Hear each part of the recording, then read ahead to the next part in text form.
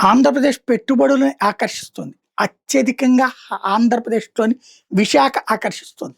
ఆ తర్వాత తిరుపతి ఆకర్షిస్తుంది. ఇట్లాగా క ప్రధానమైనటువంటి నగరాలు ఆకర్షిస్తున్నాయి. కానీ అమరావతి ఇంకా నగరంగా రూపుదిద్దుకోకపోవడం, ఆ 29 గ్రామాల దగ్గరే ఉండటం, అక్కడ జలవనరులతో ఆ ప్రాంతంలో ఇబ్బంది ఉండటంతో అక్కడ గ్రోత్ అన్నటువంటిది ఆశించిన విధంగా లేదు.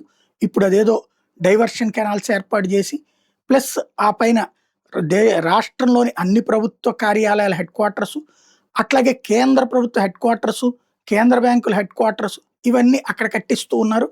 తద్వారా ఒక గ్రోత్‌కి బీజం పడితే అప్పుడు ఆటోమేటిక్‌గా పరిశ్రమలొస్తాయన్న లెక్కతో పాటుగా అక్కడ విద్యా సంస్థలు ఎస్‌వీఎంలా, విట్లా ఇట్లాంటియి నడుస్తున్నాయి.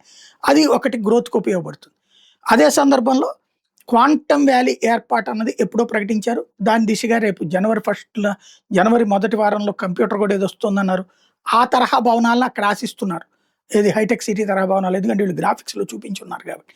మరది జనవరికే పూర్తవుతుందా? లేపోతే టైం పడుతుందా చూడాలి.